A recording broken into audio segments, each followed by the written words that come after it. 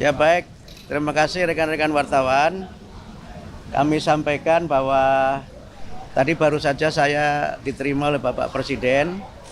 Kami menyampaikan beberapa hal yang berkait dengan kebijakan Kementerian Pendidikan Dasar dan Menengah dan juga beberapa kegiatan yang kami akan laksanakan dalam waktu dekat. Yang pertama, kami akan menyelenggarakan puncak peringatan Hari Guru Nasional 2024 yang insya Allah diselenggarakan tanggal 28 November jam 3 sampai jam 5 di Velodrome Rawamangun. Dan kami tadi menyampaikan kesediaan Bapak Presiden untuk dapat membuka dan memberikan pengarahan dalam acara puncak Hari Guru Nasional 2024 dengan tema Guru Hebat Indonesia Kuat. Yang dalam acara tersebut nanti akan disampaikan peningkatan kesejahteraan guru non-ASN sebesar 2 juta rupiah dan peningkatan untuk gaji guru ASN sebesar gaji pokok yang mereka miliki. Nanti akan disampaikan pada saat puncak peringatan Hari Guru. Kemudian yang kedua, kami menyampaikan terkait dengan beberapa yang menjadi kebijakan kami untuk pembelajaran coding sebagai ekstrakurikuler, sebagai kurikulum atau mata pelajaran pilihan di sekolah. Yang dimulai dari sekolah dasar, mungkin nanti kita akan kaji apakah mulai dari kelas 4 atau seterusnya, dan itu bisa kita selenggarakan sebagai bagian dari materi pelajaran pilihan di sekolah. Dan Pak Presiden sangat mendukung untuk pembelajaran coding di sekolah. Kemudian yang ketiga, ini yang mungkin sangat ditunggu oleh teman-teman wartawan terkait dengan PPDB zonasi. Tadi kami bahas secara khusus dengan Bapak Presiden.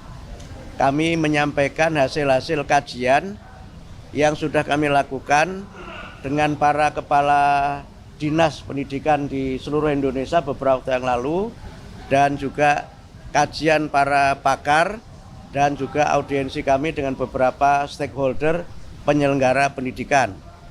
Nah, intinya terkait dengan PPDB, Pak Presiden meminta atau menugaskan kami untuk memperdalam kembali kajian pelaksanaannya, dan nanti keputusan terkait dengan pelaksanaan PPDB akan dibahas secara khusus dalam sidang kabinet. Jadi sekarang kami masih memperdalam kembali kajian tentang PPDB zonasi, dan nanti hasilnya akan kami sampaikan kepada Bapak Presiden dan keputusannya akan ditetapkan dalam sidang kabinet.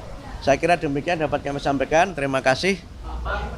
Ya. Zonasi itu kira-kira apa yang dipertimbangkan pemerintah untuk kemungkinan bakal diganti atau tidak? Apakah ada dari yang paling itu? Jadi begini, zonasi itu kan filosofinya ada 4 ya.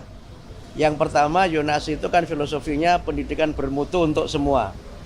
Yang kedua adalah inklusi sosial.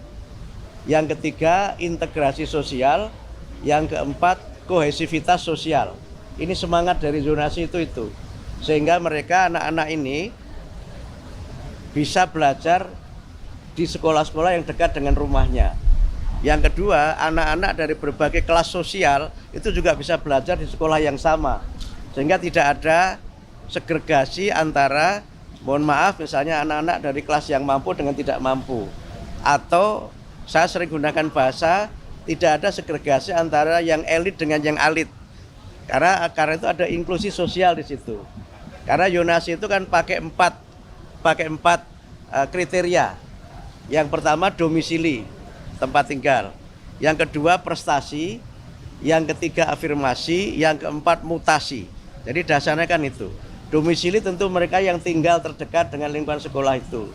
Prestasi adalah anak yang tidak tinggal di lokasi terdekat, tapi dia punya prestasi untuk diterima di situ. Yang ketiga, afirmasi itu untuk 2 kelompok. Pertama kelompok dari keluarga kurang mampu, yang kedua dari kelompok difabilitas. Nah, mutasi itu adalah anak yang mutasi karena mengikuti tugas orang tuanya. Sehingga dengan 4 kriteria itu nanti kami akan sempurnakan lagi prosentasenya akan seperti apa. Yang sekarang jadi persoalan kan memang prosentase yang diterima dari domisili itu berapa persen, yang prestasi berapa persen, ini yang seringkali jadi persoalan. Kalau yang afirmasi itu sudah kami patok 20%. Karena bagian dari pemihakan negara terhadap kelompok-kelompok yang memang kita anggap sebagai kelompok lemah. Ya, kelompok yang memang secara ekonomi memang lemah dan memang secara fisik dia kelompok-kelompok difabel. Nah, yang mutasi tentu tidak banyak karena ini kan memang sifatnya ya misalnya wartawan pindah tugas, anaknya harus ikut itu, atau misalnya dosen pindah tugas atau anggota dewan dan sebagainya. Ini tidak banyak jumlahnya. Sehingga karena itu maka kami mencoba untuk melihat ini. Nah, yang kedua yang juga perlu kami lihat berdasarkan pengalaman beberapa daerah, itu nanti juga ada alokasi untuk sekolah swasta. Karena selama ini di antara kritik terhadap zonasi itu banyak sekolah swasta yang tutup, tidak kebagian murid. Sementara negeri itu muridnya berlebih, yang karena muridnya berlebih itu kadang standar mutunya tidak dapat terpenuhi. Karena rasio guru dan murid menjadi tidak seimbang, sarana dan prasarana juga menjadi tidak dapat tersedia dengan sebaik-baiknya. Nah, berbagai kelemahan ini sedang terus kita pelajari dan kami perdalam sehingga mudah-mudahan pada tahun pelajaran 2025-2026 itu kami sudah bisa menerapkan zonasi dengan sistem baru yang kajiannya terus kami lakukan dan keputusannya nanti dalam sidang kabinet. Tidak hanya persentase, tapi juga nanti bagaimana sekolah-sekolah swasta juga. Sekolah-sekolah swasta itu kalau pengaruh beberapa daerah itu kan ada yang kemudian disubsidi. Nah, tapi ini sangat bergantung dari kemampuan pemerintah daerah. Ada juga yang misalnya negeri dibatasi tapi swastanya dilihat akreditasinya. Nah, ini nanti berbagai skenario dan praktek baik yang ada di provinsi-provinsi itu yang coba nanti kita perdalam lagi dan nanti kemudian akan kita ambil kebijakan zonasi sehingga ya dapat mencapai 4 idealisme tadi itu. Pendidikan bermutu untuk semua, kemudian integrasi, inklusi dan kohesi sosial. Gitu.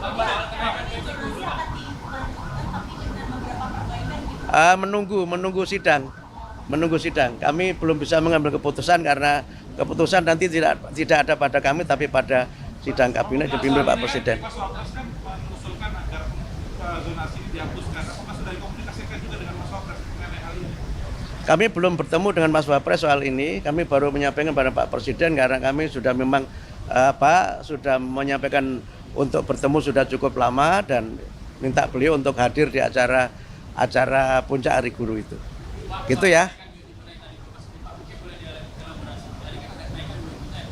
Jadi begini, jadi yang guru non ASN honorer itu dengan dapat sertifikasi, maka pendapatan dia akan menjadi 2 juta.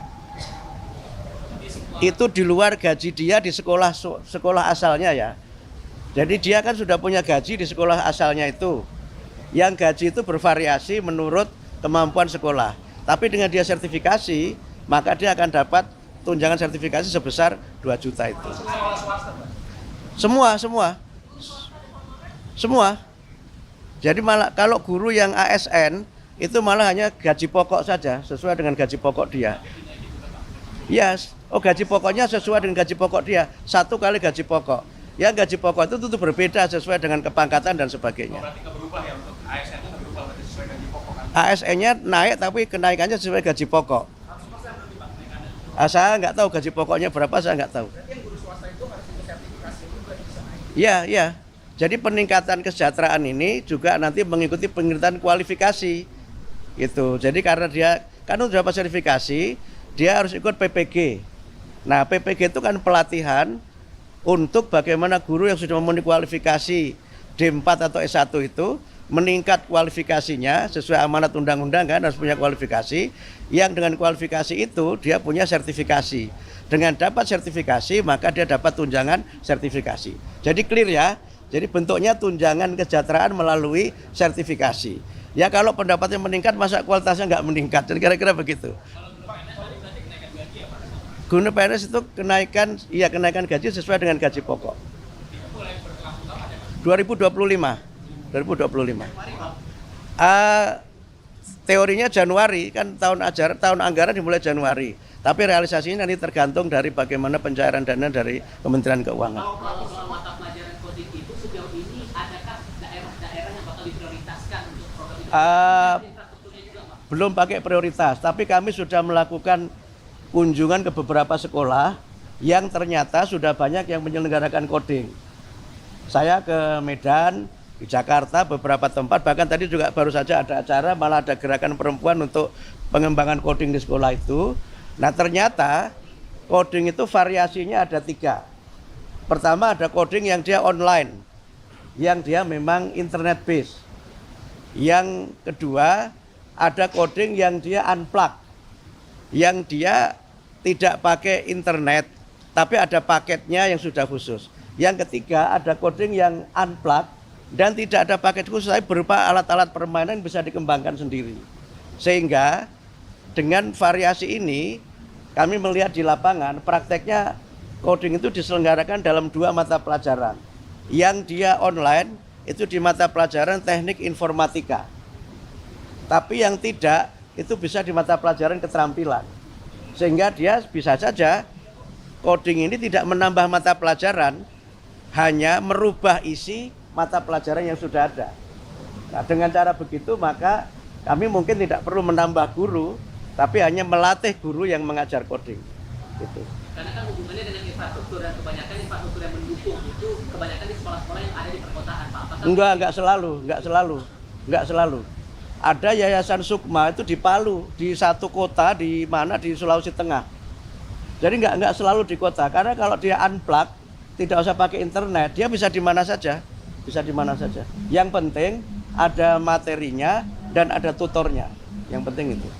Pak, ini mengenai kenaikan kesejahteraan, Pak, apa sekolah dan kenaikan pendidikan juga termasuk dalam program? Itu belum yang termasuk yang nanti, tapi kami usulkan itu untuk mudah-mudahan bisa diakomodir dari usulan kami untuk peningkatan tambahan anggaran di kementerian. Tapi yang sekarang disetujui DPR, yang sudah diketok beberapa waktu yang lalu, itu belum termasuk itu. Tapi termasuk kami usulkan untuk tambahan anggaran yang mudah-mudahan nanti bisa disetujui oleh DPR. Guru-guru termasuk yang di madrasah juga, Pak? Belum. Yang di Kemenak belum. Kami sudah ketemu dengan Menteri Agama, tetapi untuk yang Kemenak itu belum karena belum masuk kuota di tahun 2025 ini. Jadi yang 606 guru itu semuanya guru yang mengajar di sekolah. Yang untuk Kemenak nanti kami hitung lagi dan kami matangkan lagi karena ini menyangkut skema anggaran lintas kementerian. Gitu ya. Terima kasih ya. Terima kasih.